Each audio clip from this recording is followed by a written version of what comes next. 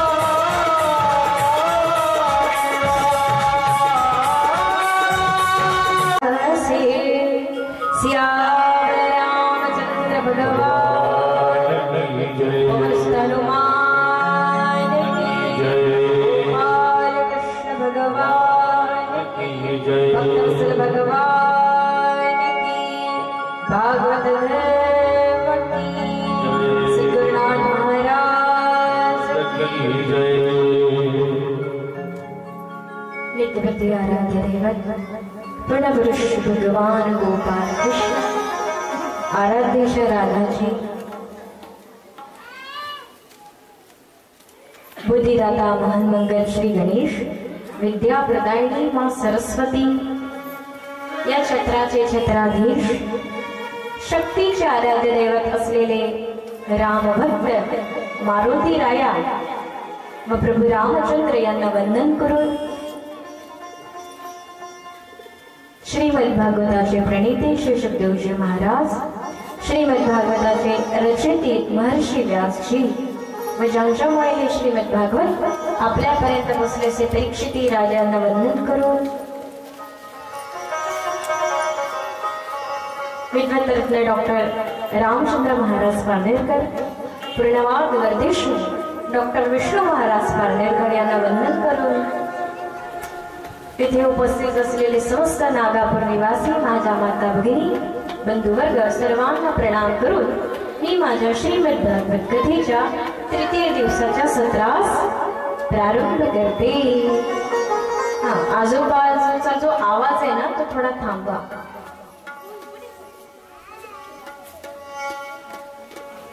कथेला प्रारंभ करत असताना कालच्या सत्रात आपण बघितलं व्यासजींकडून श्रीमद भागवताची निर्मिती लिखाण झालं। त्यानंतर शुकदेवांचा जन्म आपण बघितला। शुकदेवांना ते श्रीमद भागवत कोणी दिलं? व्यासांनी शुकदेवांना दिलं। इथपर्यंत कथा बघितली आणि त्यानंतर आपण महाभारताचं वर्णन ऐकलं। कौरव पांडवांचे युद्ध बघितलं। अर्जुन कृष्ण संवाद म्हणजे भगवद्गीतेचा उगम कसा झाला ते पण आपण बघितलं। आणि त्यानंतर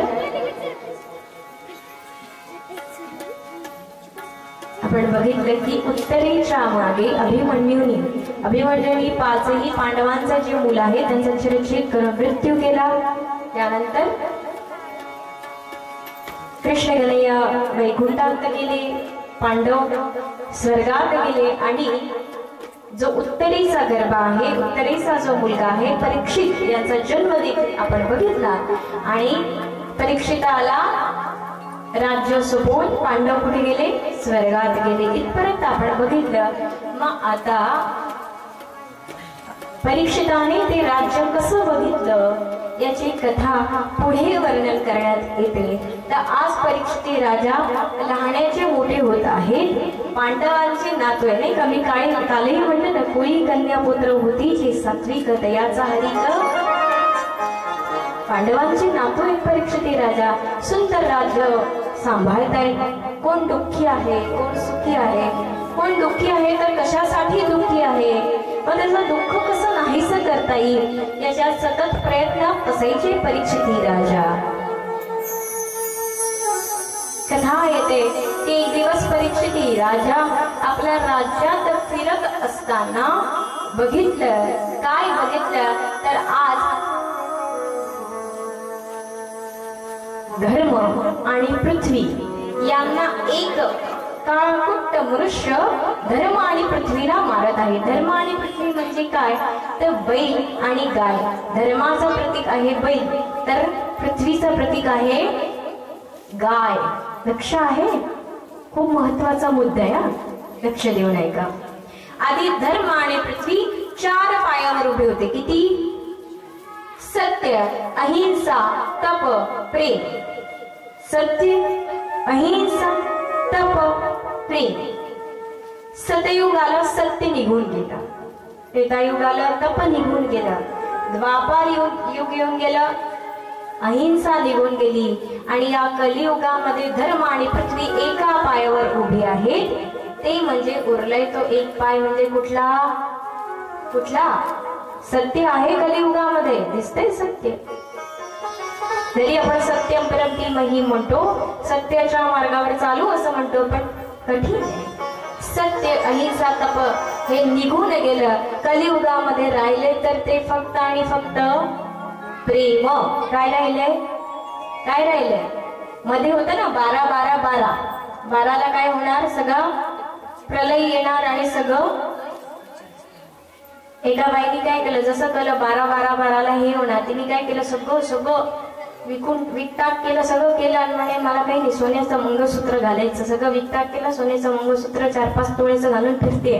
12-12ला काही पृथ्वी बुडली, सगळे खुश आणि ही दुःखी. म्हणे कागं काही कारण ते म्हणे काय करू, सगळं विकटाक केलं 12-12ला, असं वाटलं सगळं बुडून जाईल, पण कसलं काय, मला माहित नाही कधी प्रलय येणार आणि कधी काय होणार. पण एक गोष्ट मात्र निश्चित, माणसातलं माणुसकी संपली ना की हे सगळं बुडायला वेळ लागणार, हे विनाश व्हायला वेळ लागणार. आणि बघतोय आपण काय होतंय, भावा सख्या भावामध्ये भांडणे. वर्तमानपत्र, न्यूजपेपर हाती घेतला तर बघतो अशा अशा घटना, असे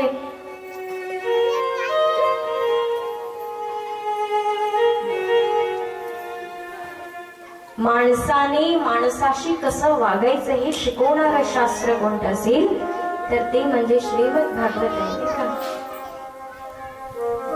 पण आज तेच प्रेम कुठेतरी, आणि त्याच्यासाठी तर हे चाललंय. अच्छा, मी ना हे सांगण्यापेक्षा एक कृती करून बघूया. करायची कृती? गेम खेळायचा? हा, मला असं वाटतं तुम्ही पोटभर जेवून येता, हा ना, हो की नाही? उद्यापासून आहार थोडा कमी घेत जा, कारण 3 दिवस झाले हो नाही, काहीच नाही. हा, अच्छा, आपण एक खेळ खेळूया. एक सोबती निवडा, पार्टनर ज्याला म्हणतो इंग्लिश मध्ये सोबती. आपल्या बाजूचीलाच एक निवडा आणि हात वरती करा की माझी सोबती आहे. चला पटकन, त्याच्याशिवाय कथा सोबत येणारच नाही. हा, हात वरती करायचा नाही, सोबतीचा हात धरून हात वरती करायचं. माझी सोबती नाही म्हणून हा सोबती. आता काय माझी भाषा कमी पडते का कुणास ठाऊक. हा, तुम्ही पण एक पार्टनर निवडा. पार्टनर इंग्लिश भाषा लवकर कळते आपल्याला. हा, आता कसं मी म्हटलं ना, सहभागी झाल्याशिवाय आनंद येणार. हा, गुड. आता हे घेतलं ना, आता त्याच्यामधून जी एक जण आहे, तुमची जी पार्टनर आहे त्याच्यामधून एक जणांनी मूठ पकडायची आहे. मूठ, हाताची मूठ काय म्हणतात तुमच्याकडे सांगा तुमच्या भाषेत. हा, एकानेच, हा, एकाने धरायची, एकाने सोडायची, एकाने. आणि त्याने मूठ धरली आहे त्यांनी सोडू द्यायची नाही. चला पटकन. हा, राहू दे, ते करतात तसं नाही, सोडा तुम्ही, सोडे. हा, हे कसं करतात बरोबर असं. हा, करा. इकडे कोणीच करत नाही बघा, सहभागी झाल्याशिवाय काहीच होणार नाही. ज्याने मूठ पकडली त्यांनी सोडू द्यायची नाही, आणि ज्यांनी जो सोडायचा प्रयत्न करतोय त्यांनी काही करून ती मूठ सोडायची. चला पटकन. जेव्हा आम्ही पण हे नवीनच होतो करायला, आम्ही एका शिबिरात गेलो तेव्हा हा खेळ शिकलो. याच्यातून काय करायचं माहिती का? अच्छा ठीक आहे, तुम्हाला नाही इन्व्हॉल्व व्हायचं काही हरकत नाही. बघा, माझं काम आहे श्रीमद भागवत करणे. मी लाख तितके तुम्हाला कथा सांगू शकते आणि मला काही ते म्हणतात ना टाइमपास अशातली गोष्ट नाहीये. तुम्हाला मला हसवून जायचंय. कारण माणसाने काय करावं, जिथे आहे तिथे आनंद द्यावा आणि घ्यावा. बरोबर ना? याच्यातून आम्ही एकच शिकलो, तुम्ही शिकले असाल की नाही माहित नाही. एकाने मूठ पकडायची आणि एकाने ती सोडायची. आपण काय करतो, जो मूठ पकडलेला असतो ना, जो सोडणार असतो तो काय करतो,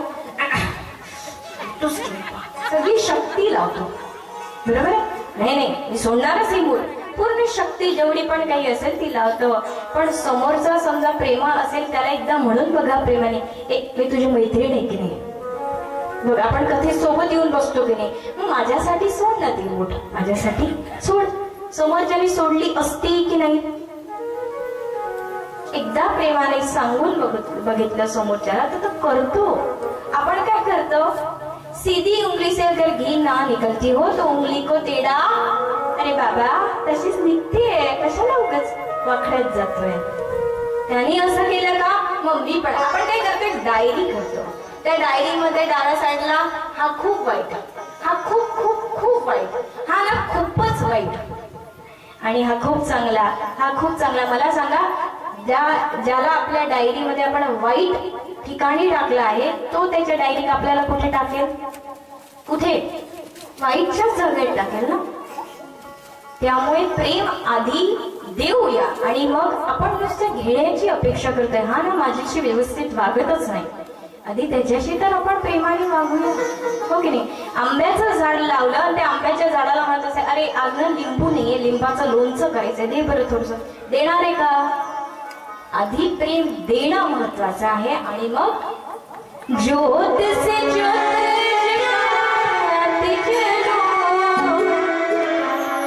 प्रेम की गंगा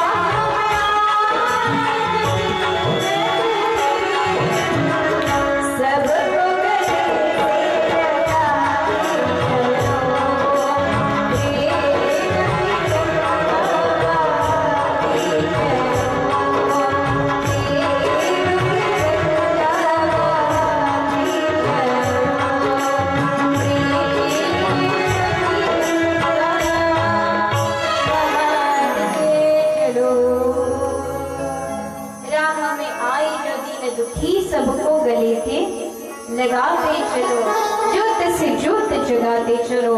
त्यामुळे प्रेम एकमेव पाय उरला आहे धर्म आणि पृथ्वीचा तो म्हणजे प्रेम.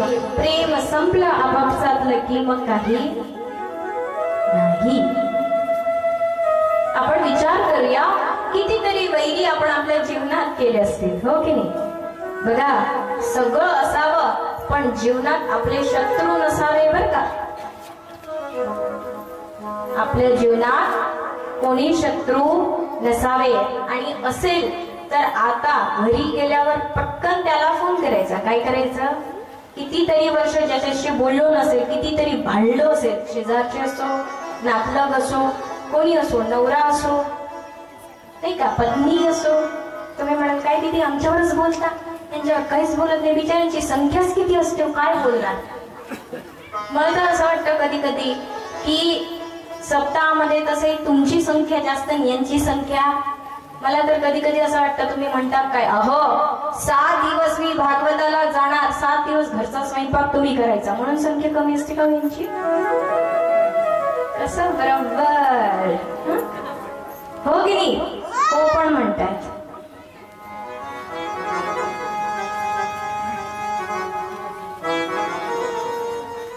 लक्ष कधीच नाही. तर कोणी पण असेल गेल्या गेल्या आधी फोन करा, नाही तर शेजारच्या असेल तर घरी जाऊन बोला. तोही अक्षरशः ते घरी, अरे बाप, कधी माझ्याशी भांडणारे, कधी न बोलणारे माझ्याशी बोलताय. कृती तर करून बघूया. कधी जीवनामध्ये शत्रुता निर्माण करू नका, कधीच शत्रू नका ठेवू.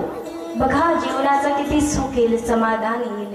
सगळ्यात आलं प्रेमच असं आहे. पण आज धर्म आणि पृथ्वीला एका गुप्त मनुष्य मारतो आहे. परीक्षिताने बघितलं, परीक्षिती राजा आले, अरे कोण आहेस तो? माझ्या राज्यामध्ये धर्म आणि पृथ्वीला मारतोय, कोण आहेस तो?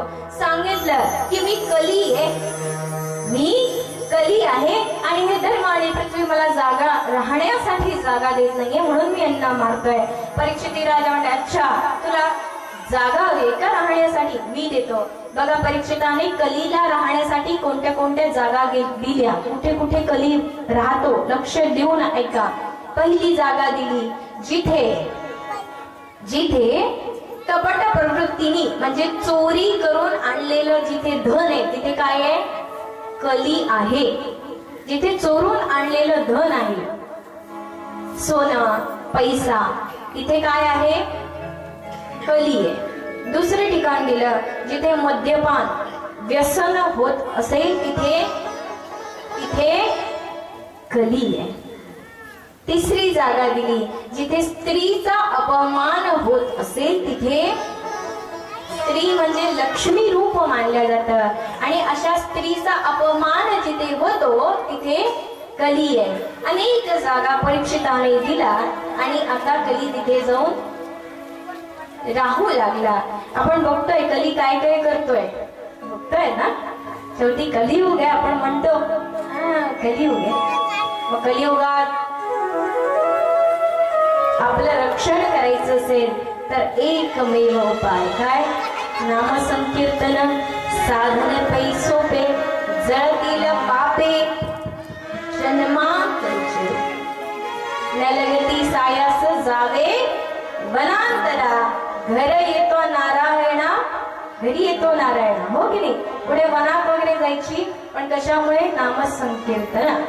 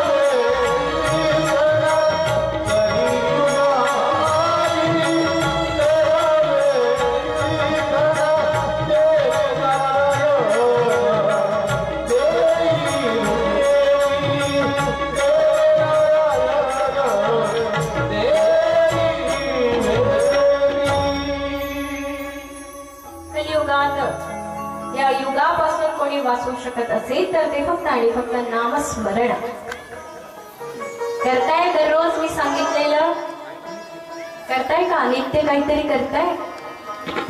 कोण कोण करताय? जप म्हणा किंवा देवाच्या दर्शनाला येणं म्हणा, मारुतीच्या. कोण करताय? काही करताय कोणी? हात असं करताय तर हात वरती करा की हा मी करते. अभिमान आहे हा. आले आले आले.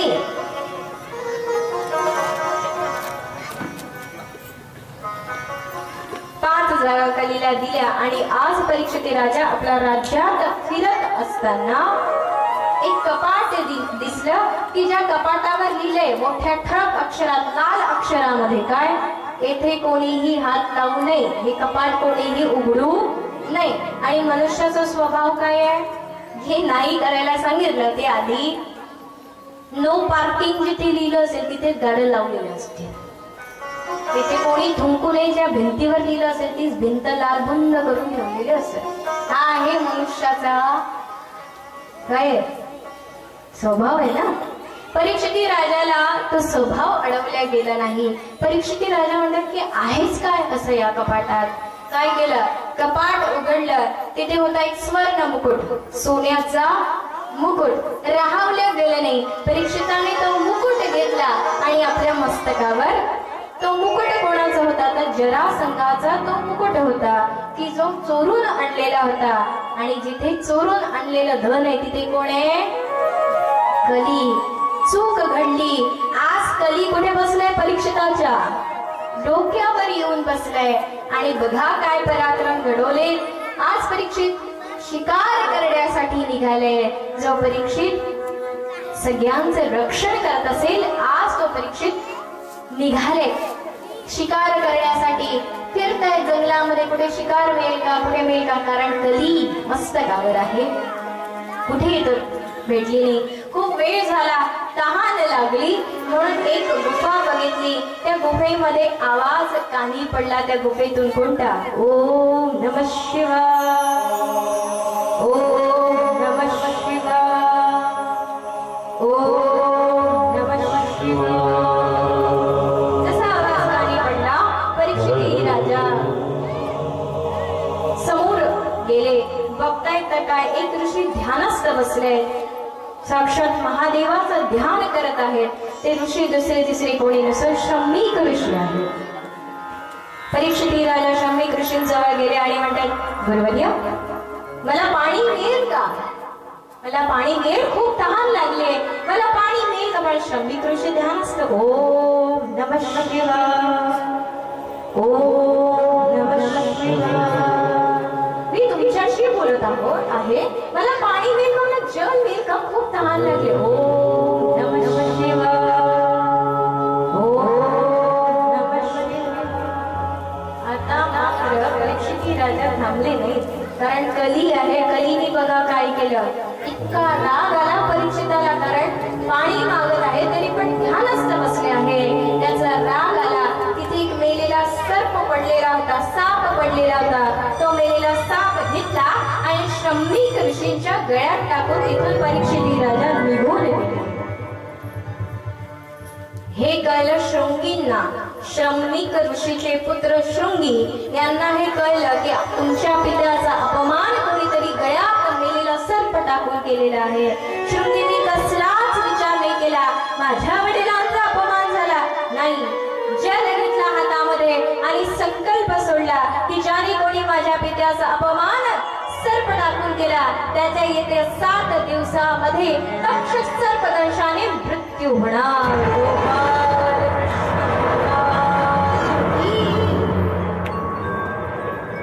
संकल्प घेतला शृंगींनी की ज्याने कोणी माझ्या पित्याचा अपमान केला त्याच्या 7 दिवसामध्ये मृत्यू होणार. तक्षक सर्प दंशाने सांगितलं. शृंगी आपल्या पितांकडे आले. शम्मिक ऋषींचं ध्यान संपूर्ण झालं. नेत्र उघडले शृंगी आणि गळ्यात सर्प बघितला.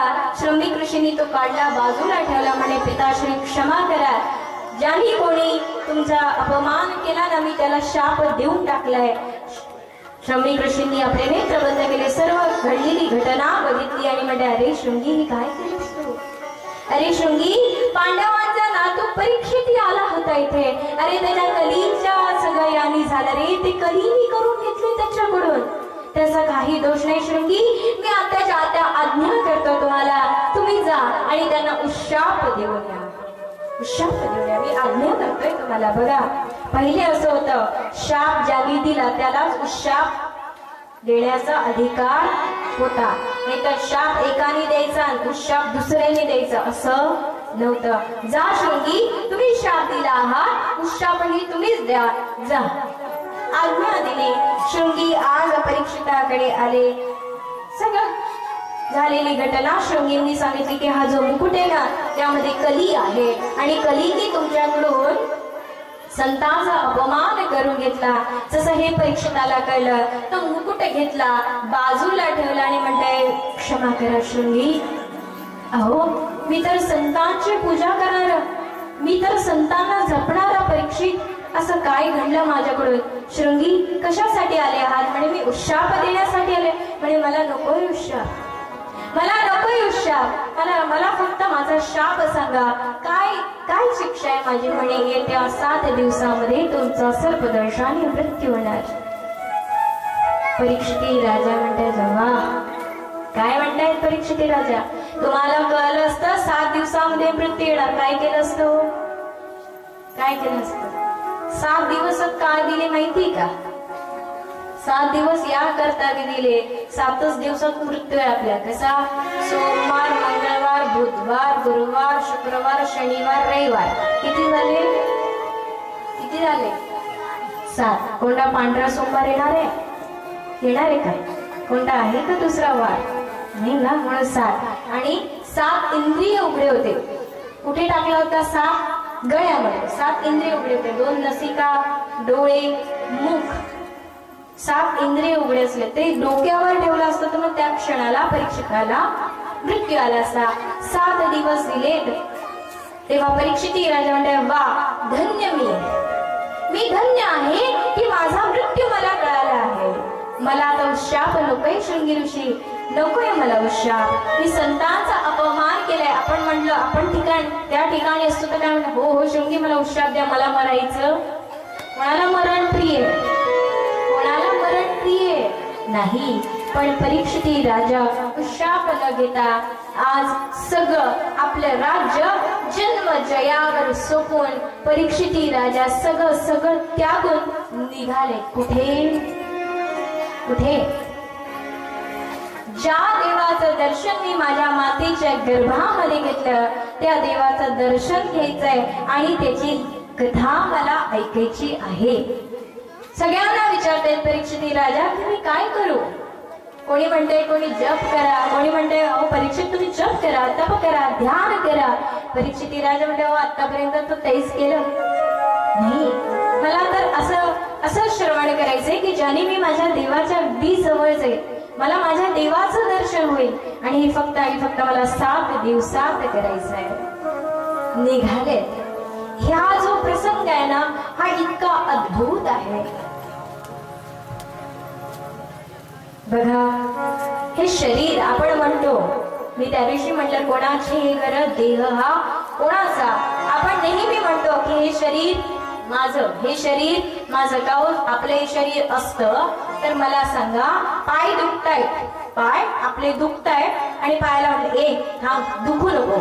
दुखणं थांबलं असतं की नाही? समजा हे शरीर आपलं असतं तर हे शरीर आपलं, घर ही कोणाचे? हे घर आपलं. एका विचार करूया, हे घर आधी पंजोबांच्या नावावर होतं, त्यानंतर वडिलांच्या नावावर झालं, वडिलांचं आपल्या नावावर होणार आणि आपल्यानंतर आपल्या मुलाचं. मग कोणाचे हे घर?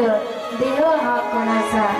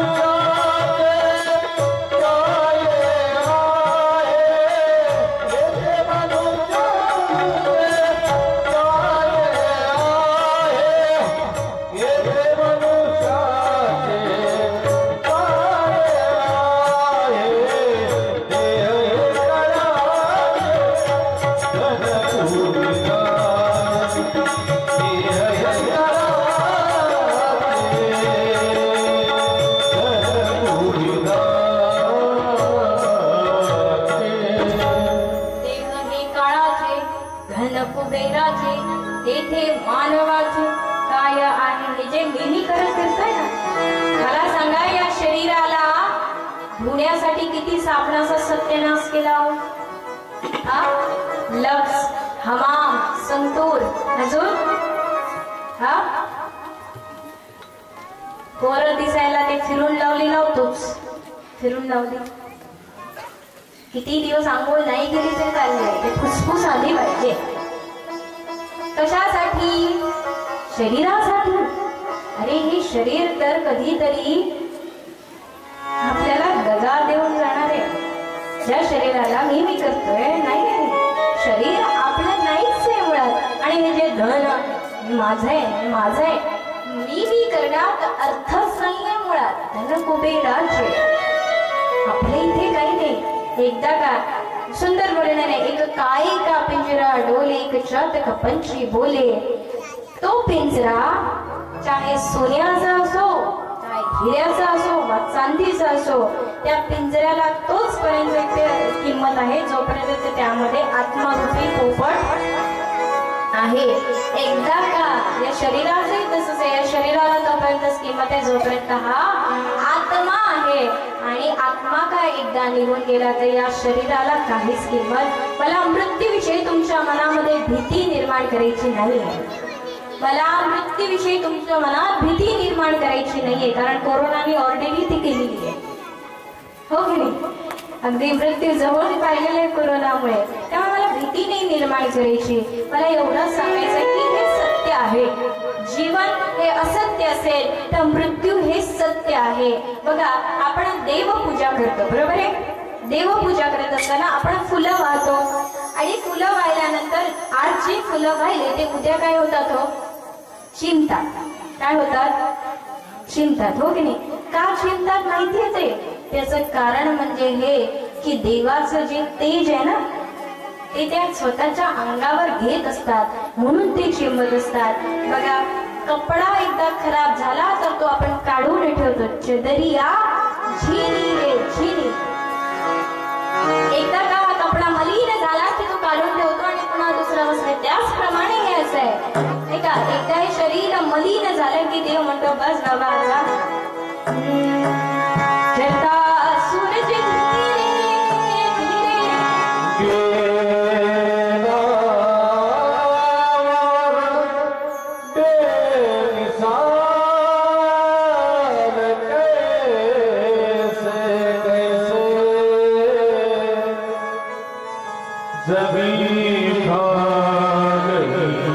नौजवान कैसे कैसे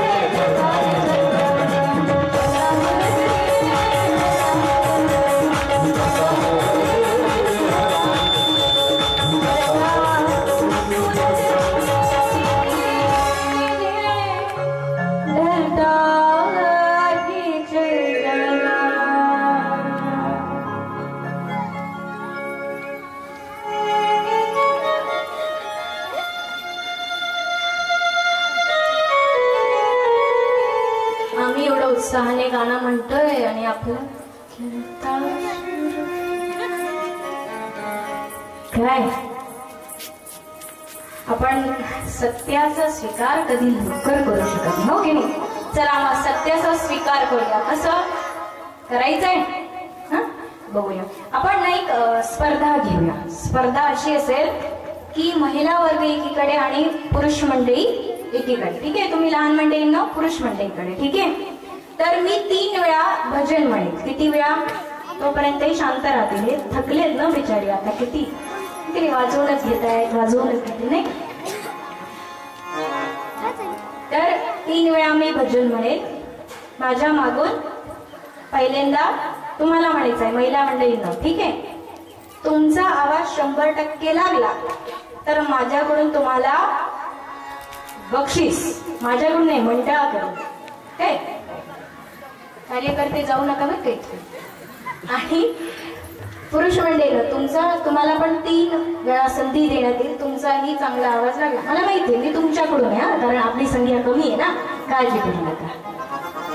तुम्ही 100% दिला संख्येनुसार तर बक्षीस तुम्हाला मिळेल. ठीक आहे, तयार माता भगिनींनो? हो काय नाही? हो तयार? चला. तुमच्या माहितीतलंच भजन म्हणते. गोविंद बोलो हरी गोपाल बोलो, गोविंद बोलो हरी गोपाल बोलो.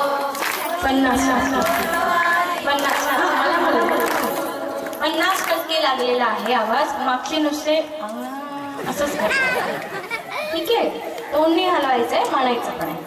गोविंद बोलो हरी गोपाल बोलो, गोविंद बोलो हरी गोपाल बोलो. राम हरी गोविंद बोलो, राम हरी गोविंद बोलो. अजून एक संधी दिला सगळ्यांना म्हणायचं. तर पहिलेचे हरून झाला बक्षीस भेटणार. मागच्यांनी पण म्हणायचं गोविंद बोलो गोपाल बोलो, गोविंद बोलो हरी गोपाल बोलो. राधा रमण हरी गोविंद बोलो, राधा रमण हरी गोविंद बोलो. 80%. ठीक आहे, आता तुम्ही तयार सगळे? मी तुमच्या कुठल्या बक्षीस भेटलं तर मला पण द्या.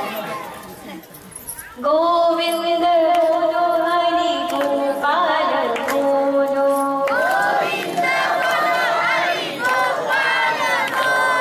आधीच 50% लावून टाकलाय. राधा रमण हरी गोविंद बोलो, राधा रमण हरी गोविंद बोलो. गोविंद बोलो गोपाल बोलो, गोविंद बोलो हरी गोपाल बोलो. राधा रमण हरी गोविंद बोलो, राधा रमण हरी गोविंद बोलो. दोघंही मिळून एकदा म्हणून बघू. रिझल्ट मी जाहीर करते बरं का, काळजी करू. गोविंद बोलो हरी गोपाल बोलो, गोविंद बोलो हरी गोपाल बोलो. राधा रमण हरी गोविंद बोलो, राधा रमण हरी गोविंद बोलो. हे असं आधीच म्हटलं असतं तर एवढा प्रयोग करावा लागला असता का? नाही ना. माता म्हणा तर जिंकलेले आहे कोण? कोण वाटतं? कोण जिंकलंय? दोघही, महिला आणि पुरुष दोघही जिंकले. तर जोरदार टाळ्या. काळजी करू नका. मंडळातर्फे महाप्रसादाचं आयोजन करण्यात आलेलं आहे. 8व्या दिवशी ते गायचं बक्षीस मिळालं समजायचं. धन्यवाद.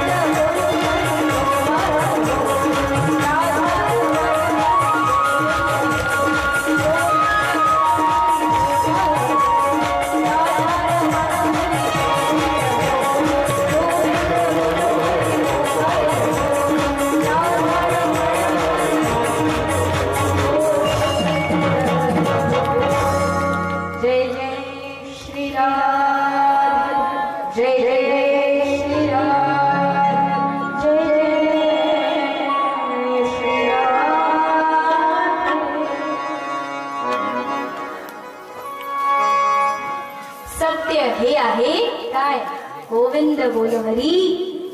सत्याची जाणीव झाली की मग जीवन. त्यामुळे परीक्षिताला हे कळलं. परीक्षिती आज निघाले सर्वस्व त्याग करून 7 दिवसात मृत्यू येणार. निघाले कुठे जायचं माहित नाही, पण म्हणतायत की मला मुक्ती हवी आहे. काय हवी आहे? मुक्ती. मुक्ती हवी आहे, मला मुक्ती हवी आहे. मृत्यू आणि मुक्ती यामध्ये फरक आहे बरं का. मृत्यू म्हणजे काय? पुनरपि जननम पुनरपि मरणम जननी जठरे पुनरपि. मृत्यू म्हणजे काय? एकदा मृत्यू झाला की पुनश्च जन्म आहे. पण मुक्ती म्हणजे काय? कोण सांगेल मुक्तीचा अर्थ? मुक्ती म्हणजे काय? हा सांगा. पुनर्जन्म. बर, एकदा जोरदार टाळ्या टाकण्यासाठी. अजून कोण सांगेल मुक्ती म्हणजे काय? मुक्ती आपण ऐकलं असेल ना, 10 वर्ष झाले. मुक्ती. अच्छा, मी सांगू सांगू हो की नाही? हो की नाही? यांना बोलू द्या थोडस. हो की नाही? हा. मुक्ती म्हणजे काय? ऐका हा. मुक्तीची आपण फार काय म्हणतात व्याख्या वेगळी केलेली आहे. मुक्ती आपण म्हणतो की मृत्यू आणि मरण यातून सुटका होणे म्हणजे मुक्ती, अशी व्याख्या केलेली आहे शास्त्राने. काय? मरण आणि मृत्यू यातून सुटका होणे, मरणही नाही आणि जन्म पडणे यातून सुटका होणे म्हणजे मुक्त होणे, मुक्ती मिळणे. तर याला तर मुक्ती म्हणतात येईल, पण साधी मुक्तीचा अनुभव आपण जीवन जगत असताना नाही का, मेल्यानंतर कोणी बघितलंय ना मुक्त होणार की नाही? मेल्यानंतर कोणी बघितलं आपण मुक्ती होणार, मुक्ती मिळणार? कोणी बघितलं? मग जगत असताना मुक्ती कशी मिळवायची? तर बघूया कसं मिळवायचं. मुक्ती म्हणजे काय ती आधी ठरवून घेऊया की मुक्ती म्हणजे काय. बघा 4-5 तास झाले लाईन गेलेली आहे. किती? 4 ते 5 तास झाले लाईन गेलेली आहे. खूप घाम येतो आहे आणि अचानक तेव्हा लाईन आली आणि फुल टू स्पीड फॅन लागला आणि एसी पण लागला. तेव्हा आपण काय म्हणतो? बरं झालं लाईन आली. काय म्हणतो? त्यावेळेस आपण खरा तर मुक्तीचा अनुभव घेत असतो. काय करत असतो? कारण तृप्त झालो ना. तृप्त होणे म्हणजे मुक्ती मिळणे. काय म्हणे? तृप्त. 2 मिनिटासाठी तर तृप्त होतो ना. हा, खूप भूक लागली आहे आणि अशा वेळेस पुरणाची पोळी, चांगली 2 भाज्या, मस्त वरण भाताचं ताट समोर येतं. म्हणतात हा वा. एक घास खाल्ल्यानंतर आपण म्हणतो आता माझा आत्मा तृप्त झाला, मला खूप बरं वाटतंय. बरं वाटणे, तृप्त होणे म्हणजे मुक्ती असण्यासारखं आहे. त्यामुळे मरण्यानंतर मुक्ती, मेल्यानंतर मुक्ती बघण्यापेक्षा जीवन जगत असताना मुक्तीचा अनुभव घेऊया. आपण कधीतरी तृप्त झालोय का? कधीच नाही. तृप्त होणं आपल्या डायरीतच नाही. सायकल आली की 2 व्हीलर हवी, 2 व्हीलर आली की 4 व्हीलर हवी आणि 4 व्हीलर आली की विमानात उडायला हवं. अपेक्षा वाढत जात आहे, पण तृप्त कधी नाहीये, समाधानी कधी नाहीये. म्हणूनच सांगतायत की मुक्ती हवी असेल तर समाधानी तृप्त होणं महत्वाचं आहे की नाही. देवा या क्षणाला मी तृप्त आहे म्हणजे मला तुझी मुक्ती. काय म्हणतात? देवाची द्वारी उभा क्षणमोरी तेणे मुक्तिचारी. मेल्यानंतर मुक्ती म्हणतात का ज्ञानेश्वर महाराज? नाही. ज्ञानेश्वर माऊली काय म्हणतात? देवाची द्वारी उभा क्षणभरी. क्षणभराला त्या विठ्ठलाला बघितलं ना की तृप्त झाल्यासारखं होतं.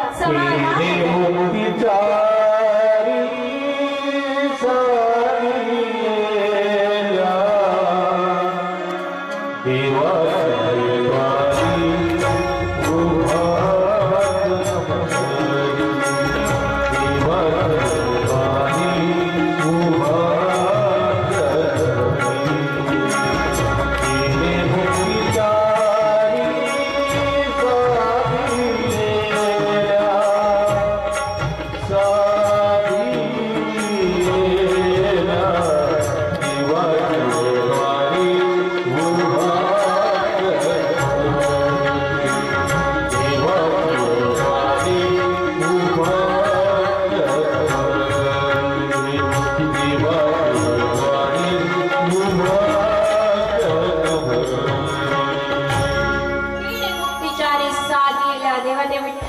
रूप बघण्यात येतं. सुंदर ते ध्यान उभे बेटेवरी करा कटावरी ठेवोनिया तुळशी हार गळा असे विठ्ठलाची मूर्ती जेव्हा बघण्यात येते ते मुक्तीचारी साधेल्या. त्यामुळे मरणानंतर मुक्ती बघण्यापेक्षा जगत असताना मुक्ती बघूया बा वितृप्त आहे देवा. ही मुक्ती साधण्यासाठी परीक्षिती राजा निघाले. कुठे आले? गंगा तीरावरती अनेक संत गण बसले आहेत. संतांची चर्चा सुरू आहे. परीक्षिती राजा तिथे आले. म्हणतायत की अहो मला मुक्ती हवी आहे, मला मुक्ती हवी आहे. म्हणे अच्छा मुक्ती हवी का? तुम्हाला मुक्ती तर एकच देऊ शकणार. म्हणे कोण? थांबा बसा इथे बसा ती येते वाट बघा. आज परीक्षिती राजा बसले वाट बघत. कोणाची? गंगा तीरावरती सुंदर असं ते वातावरण आहे. गंगा नदीचं जल संत गतीने वाहत आहे. इकडे देवर्षी नारद मुनी शुकदेवांकडे आले आणि म्हणते शुकदेवजी महाराज गंगा तीरावरती परीक्षिती आलंय आणि मग मी काय करू? विधी आहे परमहंस आहे शुकदेवजी महाराज. म्हणतात नाही तर तुमची वाट बघत आहे. म्हणे माझी वाट कशासाठी? म्हणे त्याला मुक्ती हवी आहे. मुक्ती? कोण आहे हा परीक्षित? म्हणे पांडवांचा नातू. जसं शुकदेवाने ऐकलं की पांडवांचा नातू परीक्षित माझी वाट बघतो आहे मुक्ती मिळवण्यासाठी. शुकदेवजी महाराज एकही मिनिट तिथे थांबले नाही. कारण शुकदेवांवर ऋण आहे. कोणाचं? पांडवांचं. ते फेडण्यासाठी शुकदेवजी महाराज आता गंगा तीरावर येते परीक्षिताला मुक्ती मिळवून देण्यासाठी. बघा लक्ष आहे? आपण म्हणतो ना लक्ष आहे का? आपण म्हणतो की मी गुरु केले, मी गुरु केले, मी गुरु केले. गुरु ही करण्याची गरज नाहीये मुळात. गुरु ही जीवनात येत असतात. जसे की परीक्षिती राजाच्या जीवनात येत आहे. गुरु तत्व असं आहे. गुरु कोणती व्यक्ती नाही, गुरु कोणती हे नाही, तर गुरु एक तत्व आहे. आपण म्हणतो ना गुरु ब्रह्मा गुरु विष्णू गुरुदेवो महेश्वरा गुरु साक्षात परब्रह्म तस्मै श्री गुरवे नमः. गुरु कोणती व्यक्ती नाही, गुरु कोणती हे नाही, तर गुरु तत्व आहे. आणि हे गुरु तत्व करायचं नसतं तर गुरु तत्व हे येत असतं. जसं की झाडाला एखादं फळ लागलं आहे तर पक्ष्यांना आमंत्रण द्यावं लागतं का? झाडाला एखादं फळ लागलं आहे आणि ते फळ पिकलेलं आहे तर पक्ष्यांना आमंत्रण द्यावं लागतं का? या या या झाडाला फळ लागलंय खाऊन घ्या. पक्ष्यांना बोलवावं लागतं का? आपोआप ते पक्षी येतात वासावासाने आणि ते फळ चाखून जातात. त्याचप्रमाणे शिष्याचं आणि गुरुचं नातं आहे. एकदा का शिष्य परिपक्व झाला की गुरु आपोआप जीवनात येतात. गुरु ही कुठे करण्याची गरज नाही की हा आम्ही गुरुंकडे गेलो होतो आम्ही गुरु केले. नाही नाही, गुरु तत्व असं आहे की जे गुरु तत्व आपल्या जीवनात येत असतं. आपण म्हणतो ना आपले पहिले गुरु कोण असतात? कोण?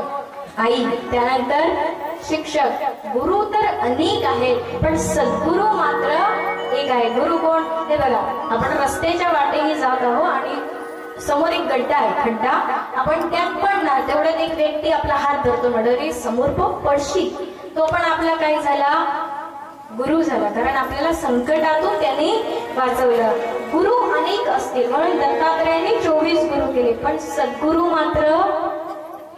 आज रात्रीचा कीर्तन हे माझंच आहे त्यामुळे आपण सद्गुरु महात्म्य खूप सुंदर श्रवण करणार आहोत. त्यामुळे आताही तुम्हाला मला झेलायचंय आणि रात्रीही झेलायचंय. काय हा चेहरा तुम्हाला रात्री पण पाहिजे. त्यामुळे कंटाळले का मला?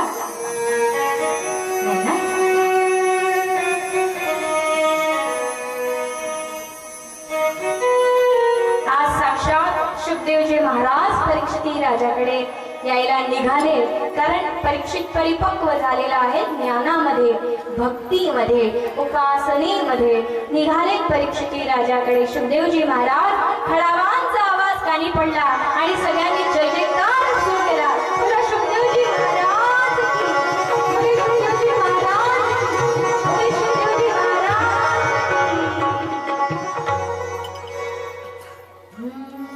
कुंभारा सारखा गुरु नाही रे जगात. आज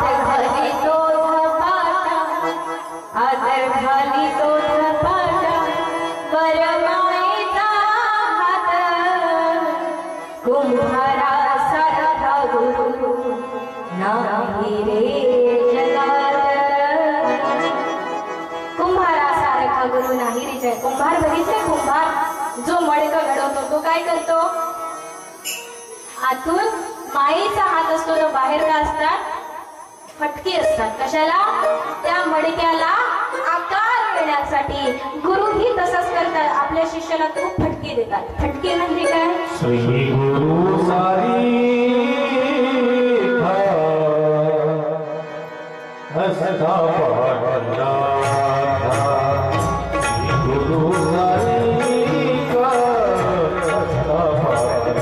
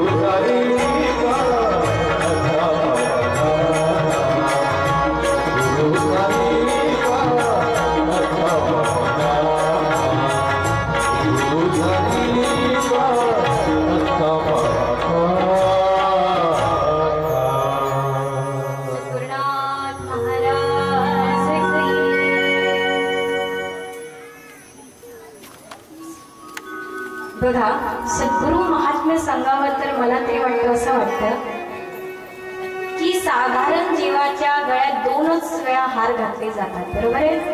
एक म्हणजे शुभमंगल आणि दुसरं म्हणजे रामनाम. पण गुरु महती ही असावी. गुरुची कृपा खरंच जेव्हापासून आम्ही उपासना घेतली आणि परमपूज्य दादांच्या सहवासामध्ये जेव्हा आम्ही आलो, गुरुप्राप्ती जेव्हा झाली 2011 मध्ये, त्या दिवशीपासून इतकं सुंदर आयुष्य झालं ना, इतकं सुंदर जीवन झालं की खरंच गुरु आपल्यासारखं शिष्याला कसं देतात हे या हारावरून कळालं. त्याबद्दल मी खूप खूप आभारी आहे की गुरुकृपेचा आस्वाद, गुरुकृपेचे मी तर देवाला एकच प्रार्थना करत असते की गुरुकृपेचा आणि देवकृपेचा साक्षात्कार हा क्षणोक्षणी होत राहावा, कारण त्याच्याशिवाय कोणतंच काही गत्यंतर नाही. मला इथे मोठा अभिमान नाही सांगायचा, मला फक्त एवढंच सांगायचंय की मी जशी आहे तसे तुम्ही आहात, बरोबर आहे? पण हे कधी होईल? जेव्हा गुरुत्व आपल्या जीवनातील, तेव्हा हे सगळं होईल. बघा, आम्हालाही प्रपंच आहे. छोटीशी 4 वर्षाची मुलगी आहे, मी तिला घरी ठेवून आलेली आहे. जवळजवळ 12 तासाचं अंतर आहे. हृदयावर दगड ठेवून आली आहे, अगदी हृदयावर दगड ठेवून मी इथे आली आहे. पण कशासाठी हे जीवन मिळालंय ना, आज तिलाही कळायला हवं की संघर्षाशिवाय काही नाही. तीही कळून चुकले. तिचं नावही आम्ही रुक्मिणी ठेवलंय. अगदी रुक्मिणीप्रमाणेच ती समजदार सुद्धा आहे. पण हे कशासाठी? जेव्हा तिला कळलं मला फोन येत आहेत भागवताचे, ती माझ्याजवळ आली आणि म्हणते की आई, मला माहितीये तू भागवताला चालली आहे ना, आई तू भागवताला चालली आहे ना. इतकी गोड बोलणारी. मला इथे माझ्या परिवाराचं किंवा कशाच सांगायचं नाहीये, मला फक्त एवढं सांगायचंय की जीवन जे मिळालंय ना ते आपल्यासाठी नाहीये, आपल्या पुरतं मर्यादित नाहीये. या जीवनाला प्रत्येकाला सुगंध देत जाऊया. माझ्या जीवनाचा उपयोग कोणाला तरी होईल. मी सांगेल तुम्हाला सद्गुरु महात्म्य ऐकण्यासाठी तुम्ही नक्की या. आज कीर्तनासाठी सद्गुरु महात्म्य इतकं सुंदर आहे ना. आज ते सद्गुरु तत्व साक्षात परीक्षिताच्या जीवनात उतरत आहे. तेजोमयी असं रूप शुकदेव महाराजांचं आहे. सगळ्यांनी जय जयकार केला. शरण गेली परीक्षिती राजा शुकदेवांच्या. नमस्कार केला. आज शुकदेवजी महाराजांना सुंदर आसन दिलेलं आहे. चरणाची पूजा करते आज परीक्षिती राजा. तर आपणही थोडस ताड बसूया, नेत्र बंद करूया आणि आपल्या जीवनात गुरुतत्व कोणी सद्गुरू असतील तर त्यांचं स्मरण करूया आणि नसतील तर आपले सद्गुरू आहेतच इथे बसलेले, हो की नाही. ग्रामदैवत आहेत हे आपले. या सद्गुरूचं स्मरण करूया. आपण ना भेद केलाय. देवामध्ये भेद नाहीये. तेच कधी सद्गुरू होतात, तेच कधी गुरु होतात, तर तेच कधी देव होतात. म्हणून तो गुरु ब्रह्मा, गुरु विष्णू, गुरुदेव महेश्वरा. चला त्यांना स्मरण करूया. त्या सद्गुरूंचा ताट बसायचे, हात जोडायचे. ज्यांना हा श्लोक येतो त्यांनी म्हणायला काही हरकत नाही.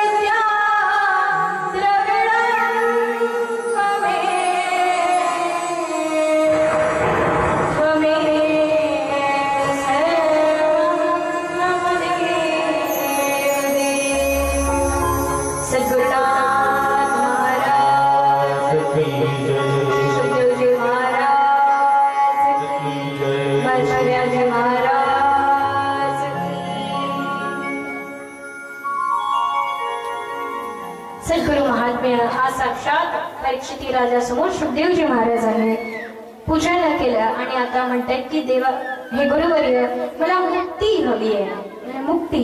बरं परीक्षिता तुला मुक्ती कोणती हवी आहे? आणि म्हणजे बघ मुक्तीचे दोन प्रकार आहेत. एक साध्य मुक्ती आणि क्रममुक्ती. कोणते मुक्तीचे दोन प्रकार? साध्य मुक्ती आणि क्रममुक्ती. आता आपण त्याचंही समजून घेऊया. साध्य मुक्ती म्हणजे लिफ्ट पाहिली आहे ना. लिफ्ट बटन दाबायचं, दरवाजा उघडतो, म्हणजे त्यांचा दरवाजा उघडतो, आतमध्ये बसायचं, ज्या मजल्यावर बसायचे त्या मजल्यावरती लिफ्ट घेऊन जाते. याला म्हणा साध्य मुक्ती. आणि क्रममुक्ती म्हणजे पायऱ्या. माझा शुकदेवजी महाराज परीक्षिताला म्हणते की तुला साध्य मुक्ती हवी की क्रममुक्ती? आणि आता माझा भगवंत तुम्हाला विचारतोय की तुम्हाला साध्य मुक्ती हवी आहे की क्रममुक्ती? कोणाला साध्य मुक्ती हवी आहे? अच्छा. कोणाला क्रममुक्ती हवी? इथे बसल्यांपैकी क्रममुक्ती. अच्छा. दोन्ही याच्यासाठी हात वरती केला नाही मग काय हवंय नेमकं? मुक्तीच नकोय. हा क्रममुक्ती. वा वा वा. चला तुम्ही आहे म्हणून माझं साजरं तरी होते. काय क्रममुक्ती हवी की साध्य मुक्ती? क्रममुक्तीसाठी हात वरती करूया. किती जणांना क्रममुक्ती हवी आहे? बापरे बाप, कठीण आहे. अच्छा 2 मिनिटं नामस्मरण करूया.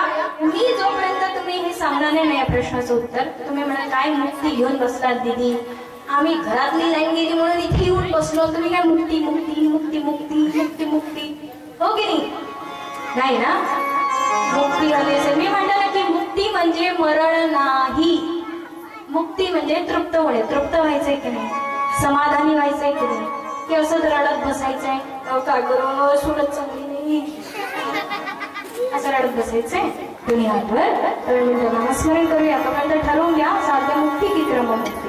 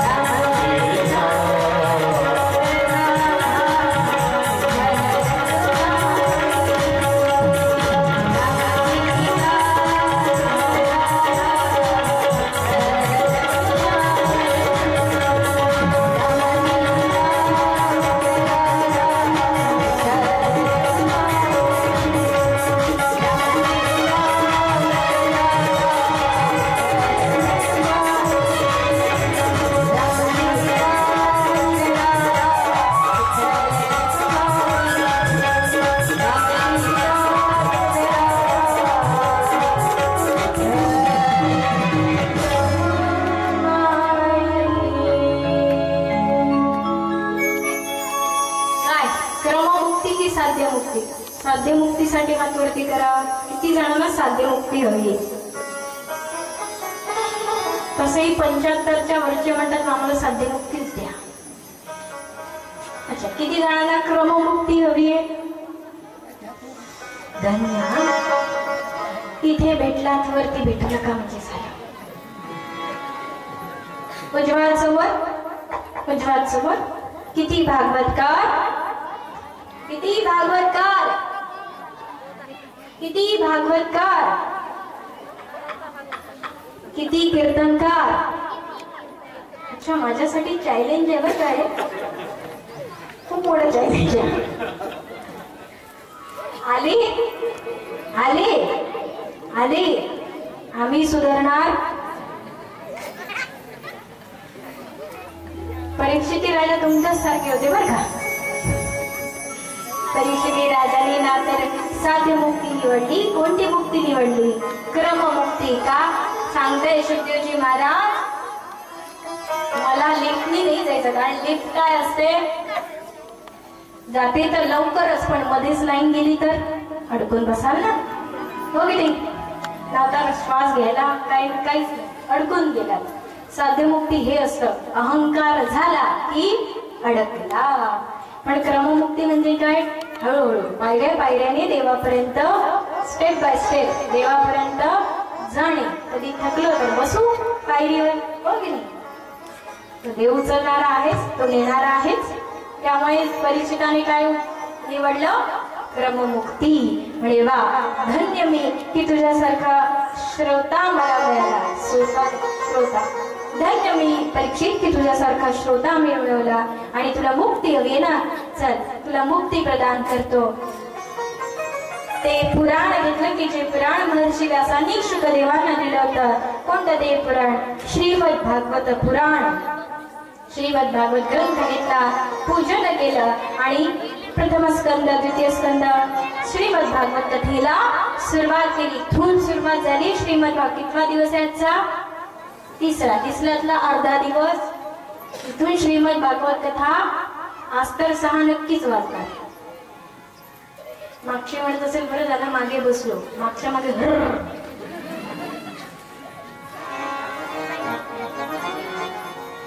सुरुवात करण्यात आली. श्रीमद भागवताला सर्वात आधी मंगलाचरण करण्यात आलं. मंगलाचरणाचे 3 प्रकार आहेत. आद्य मंगलाचरण, मध्य मंगलाचरण आणि अंत्य मंगलाचरण.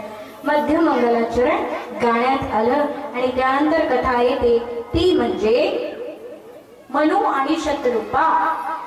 मनु आणि शतरूपाची निर्मिती करण्यात आली ब्रह्माद्वारे आणि पहिल्यांदा तो सृष्टी उत्पत्तीचं कार्य सोपवलं. कुणावर? ब्रह्मावर. मग पहिल्यांदा ब्रह्माची उत्पत्ती कुठून झाली? तर विष्णूच्या नाभीत.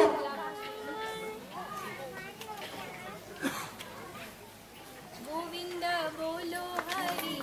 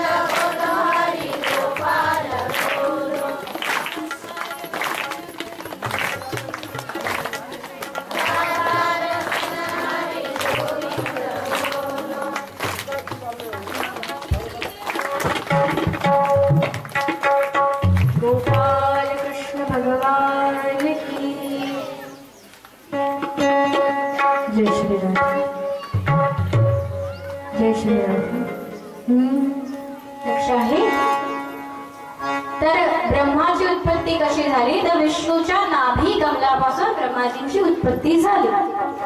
आता हे कसं? प्रत्येकाचं उत्तर असायला हवं ना प्रश्न म्हटल्यानंतर की ब्रह्माच्या आता स्त्रीच्या गर्भातून एका मुलाचा किंवा मुलीचा जन्म होतो हे ठीक आहे, पण विष्णू कोण झाले? पुरुष झाले. मग कस काय नाभी कमलापासून ब्रह्माची उत्पत्ती झाली? त्याचं कारण सांगण्यात आलं. देवाला काय म्हणतात विष्णूंना? आमच्या वारकऱ्यांनी काय म्हटलं विष्णूंना?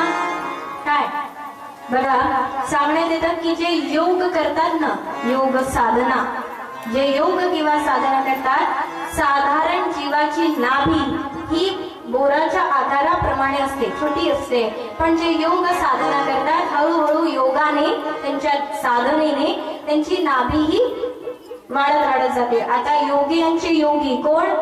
विष्णू. काय म्हणतात वारकरी त्यांना? पद्मनाभा नारायणा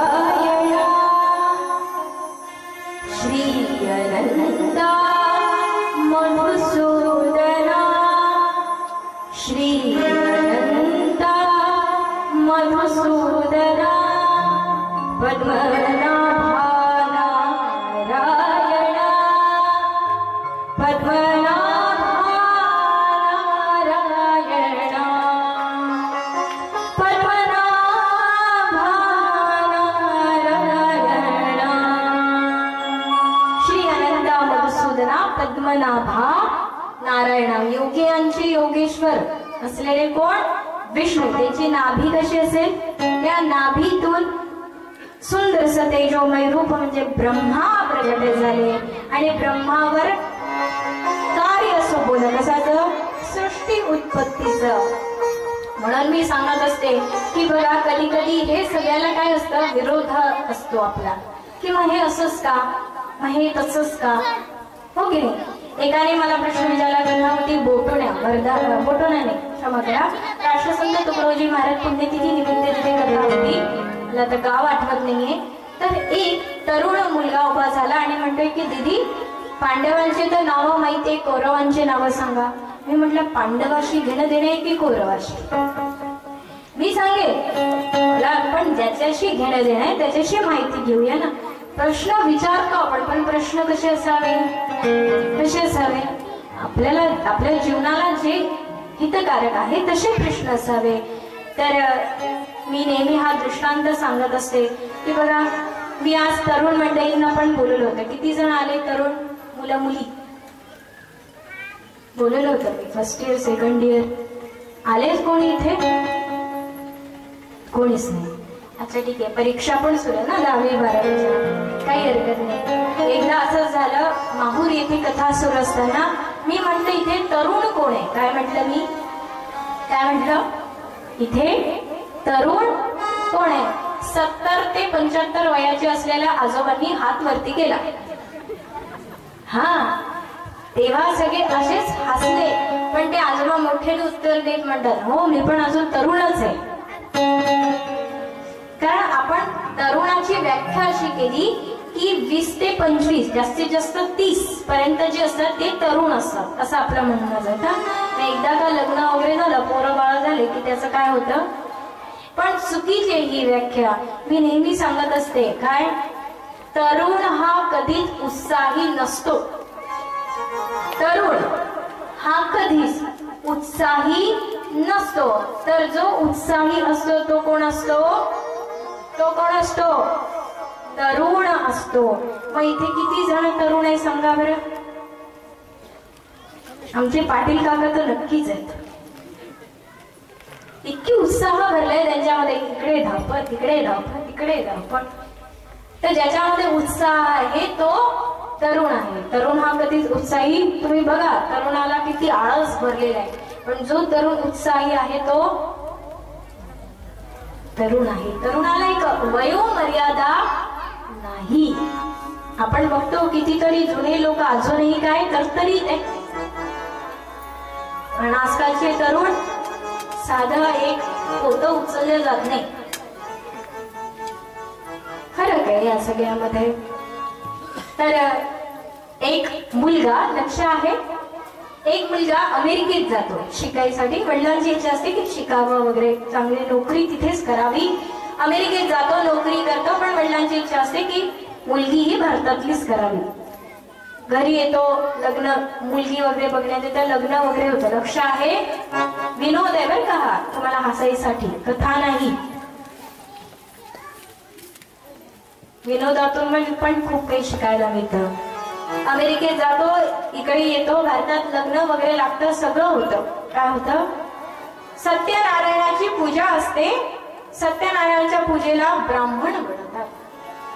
ब्राह्मण येतात. हा अमेरिकेत लहानाचा मोठा झालेला ब्राह्मण म्हणतात चला गणपती आणा. म्हणे गणपतीची मूर्ती आणू की काय? म्हणे नाही, सुपारी ठेवा. काय म्हणतात? आपण गणपती म्हणून काय ठेवतो? सुपारी ठेवतो.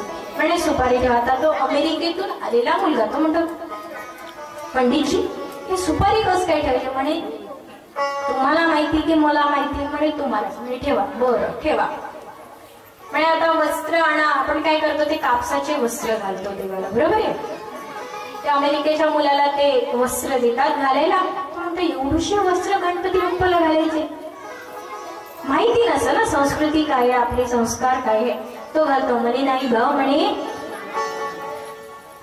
त्यानंतर म्हणे पंचरत्न आणा. म्हणे पंचरत्न म्हणून एक काम करा, ही अक्षदा घ्या आणि अक्षदा पंचरत्न म्हणून व्हा. म्हणे का पंडितजी, पंचरत्न या अक्षदाला कसं काय समजू मी? तांदळाला कसं काय मी पंचरत्न समजू? म्हणे मग एक काम करा, तुमच्या वडिलांना म्हणा 1000चा एक रत्न आहे, 5 रत्न 5000चे होतील, घेऊन या. मुलाचे वडील म्हणतात हे पहा आधी ब्राह्मणाने दक्षिणा जास्त घेतलेली आहे आणि त्यातल्या त्यात मुलीच्या वडिलांनी हुंडा कमी दिलेला. काय हुंडा? तुमच्याकडे पद्धत आहे का हुंड्याची? आहे आहे, मोठ्या अभिमानाने सांगते आहे. एक गोष्ट मात्र निश्चित ठेवा, हुंडा आता हुंडा नाही म्हणत, आता काय म्हणतात? वरदक्षिणा. हुंड्याची पद्धत हा वरदक्षिणा म्हणून तुम्ही द्यालच. आणि मला माहितीये तुम्ही तुमच्या मुलीच्या अंगावर दागिने तर चढवालच. छोटी तुमची मुलगी आहे ती, वा रे वा. पण आमची मुलगी आता तुझी कोण येणार आहे? सून, लक्ष्मी. मग तू तुझ्या लक्ष्मीला कसं सजवायचं ते ठरव ना, आमच्याकडून कशाला. क्षमा करा, हे व्यासपीठ मर्यादा देतं, पण या व्यासपीठामार्फत काहीतरी गेलंही पाहिजे. सून ही आपल्या घरची लक्ष्मी आहे. काय करतो आपण? ती आल्या आल्या, आमच्याकडे पद्धत आहे, सून घरी आल्या आल्या लक्ष्मी पूजन केलं जातं, कारण ती लक्ष्मी स्वरूपात आपल्याकडे येत असते. त्यामुळे हुंडा, वरदक्षिणा, दागिने ही सगळी पद्धत, कारण ती लक्ष्मी लग्न झाल्यावर आपली होते. लग्न झाल्यावर कोणाची होती ती? त्यामुळे तिला कसं सजवायचं, तिला कसं खुश ठेवायचं, तिला कसं समाधानी ठेवायचं हे कोणा मला सांगा. तो वडील ना जाणे किती कर्ज काढो तिच्यावर दागिने चढवतो. काय ते दागिने कामाचे? काय दागिने कामाचे तसे की जो वडील कर्ज काढून कितीतरी वर्ष ते कर्ज फेडणार असतो. काय आपली लक्ष्मी आहे, आपण सजवूया तिला. हो की नाही? मान्य आहे ही गोष्ट? नसेल मान्य, कारण सत्य कधीच पटत नाही.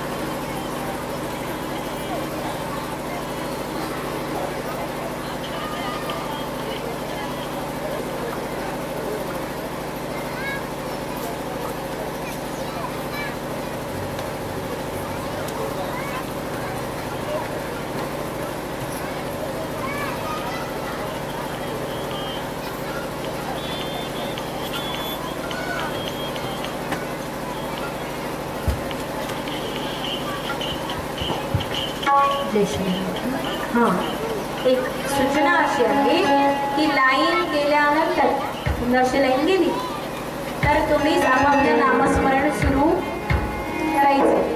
आमची वाट बघत बसता, दिदी म्हणतील आणि तुम्ही शांत राहून जाता. हो की नाही? आम्हालाही थोडंसं आराम भेटला पाहिजे की नाही? हो की नाही?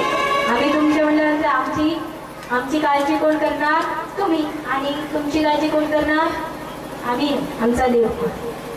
त्यामुळे असं लाईन गेली तर उलट चांगली संधी ही आपल्याला देवाचं नामस्मरण करायचं. ठीक आहे? आपली लक्ष्मी आहे, आपण तिला सजवायचं काम आहे, आपण तिला समाधानी ठेवायचं आपलं कर्तव्य आहे. म्हणजे हुंडा दिला नाही तर जे सांगतायत ते कर. बरं बाबा, पंचरत्न म्हणून काय व्हायला? अक्षदा वाहिली, सगळी पूजा संपन्न झाली, आरती झाली, ब्राह्मण जेवण झालं. आता आली ब्राह्मणाच्या दक्षिणाची वेळ. ब्राह्मणाच्या दक्षिणाची वेळ आली. हा अमेरिकेतून शिकून आलेला मुलगा बाहेर गेला, झाडाची 4-5 पानं तोडून आणले, ब्राह्मणाच्या हातावर पूजा केली आणि त्या ब्राह्मणाच्या हातावर ते झाडाची पानं ठेवले. ब्राह्मण म्हणतात, हे काय? दक्षिणा द्या, दक्षिणा. तेव्हा तो अमेरिकेतून शिकून आलेला मुलगा म्हणला, का हो तुमच्या ते एवढ्याशा सुपारीला मी गणपती समजलो, त्या वस्त्राला मी वस्त्र कपडे समजलो, त्या तांदळाच्या दाण्याला मी पंचरत्न समजलो, या झाडाच्या पानाला आता तुम्ही पैसे समजा. या आता जयरामजी संस्कृती माहित नाही, संस्कार माहित नाही, त्यामुळे ही सगळी गत होते. आपले काय संस्कार आहेत, आपली काय संस्कृती आहे, हे सगळं समजून घेणं महत्वाचं आहे.